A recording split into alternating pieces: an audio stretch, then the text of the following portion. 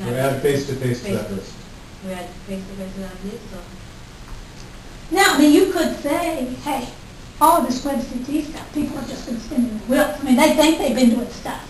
But let me tell you, it's not good enough. You have to really go. But then somebody's going to ask you to check those, to do a comparison between your face-to-face and your WebCT. And so if it ends up being a significant difference, you're going to have to explain it. I agree with you. I should incorporate it. No. You don't have to agree with me. I'm just asking you what you believe. You know, I mean, what is your, because you could go either way. I mean, you could take the position of the virtual world people and say, hey. She points to me. I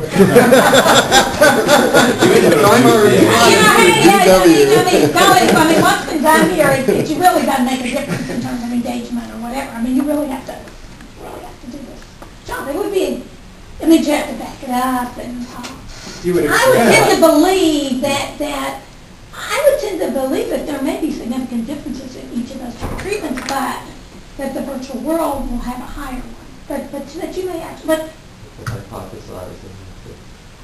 You would expect the face-to-face to have the highest engagement. And then, you know, it's interesting to see how close the virtual world can come to that. And that probably dominates the blackboard, which is, but the only advantage of these other two is you can do it from a I would think distance. the engagement would be better in the virtual world. Yeah, I mean, you might be so alienated. Look how engaged we are here. And you can also be so alienated face to face, right? That's why, you know, successful marriages that are long distance, that sort of thing. That's true. You know. But anyway, it's okay. There's some things that may actually work better because you can be a different role. Exactly. But just so you recognize sort of the implicit assumption behind the hypothesis is that they're really, you know, because you're not saying it that this one's better than both of them, and those other two really are pretty much the same. I also don't, I guess it's related to that, the regression analysis. That's that hypothesis, right? I'm not sure what that is. No, the regression analysis was dropped. Oh, okay. Oh, I'm sorry, and I've got a page out.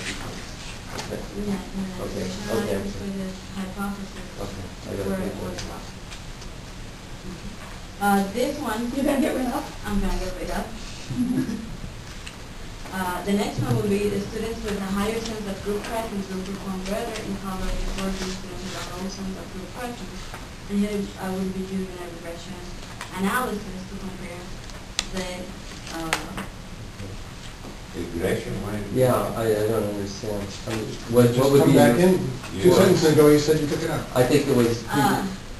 I don't understand. I guess where This is is the an regression? experiment. May you do, Well, I don't know what goes into the model here. you say I don't think you need If we can jump one page when you say other statistical analysis, Yeah. It seems that the two most useful methods you have to address all of those things and cut down into pair analysis, which is always inefficient and suboptimal, is multivariate analysis of variance. You have ANOVAs here, right? yes. You have all of those levels. You have several means that you want to measure. Why 2 at a time? When you do 2 at a time, your error level, instead of being alpha, compounds. So instead of having a significance of, let's say, That's your model. 95%. I mean, you're doing all of those. Right. So That model that the you're tests are basically out. You have analysis of variance with multiple Y's. So you have clearly MANOVA, maybe Mancoba. And the other thing, when you have this kind of structure, you have path analysis. Remember, I suggested some book for you to start. Did you talk to Boris to put the software on your laptop before things? Do you have it already? I have it in the other one, just Okay. around. Are you going to be around this afternoon? Stop by my office later. See, that's your hypothesis. I mean, you're testing that model.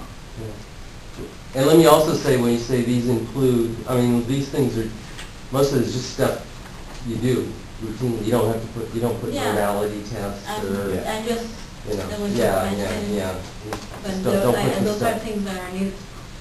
You just put the big stuff. stuff. Okay. So then, for this hypothesis, And just here, what I think should be done is just compare the sense of group presence with the performance of the collaborative test. But your model will, By using a novel and Macaulay, I could get that. So but that's not even what you're interested in.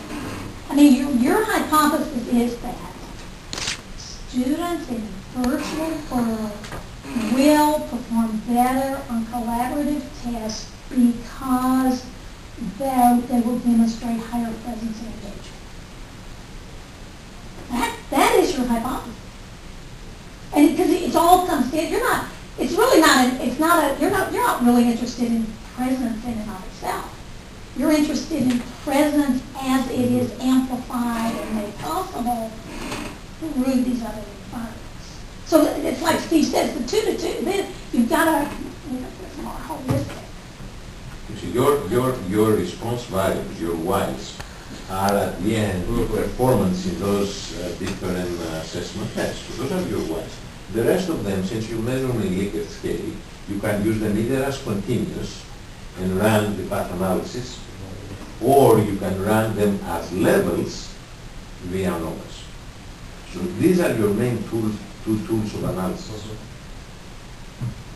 Okay, plus there is the tool of chi-square test for independence to check the effect, the dependence of the profile demographics and those things. So those are, in my view, the three main, plus of course the factor of PCAs and the reliability and also validating instrument.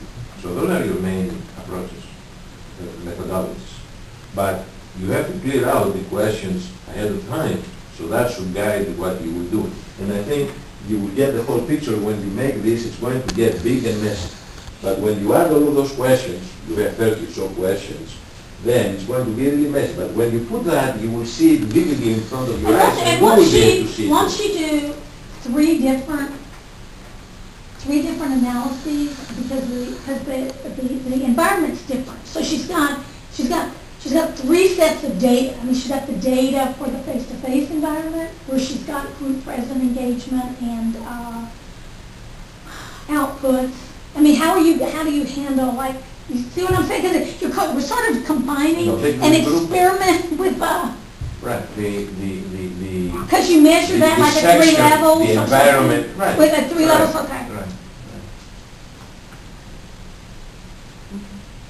So, Watching the time, I have 11:20. Can you stay another 10 minutes?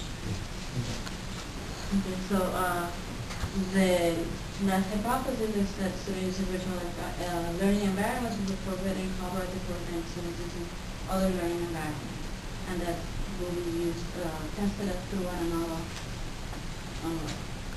maybe monthly, to incorporate engagement factors. And here, like Dr. Tedeschi But again, I just don't see you just doing that.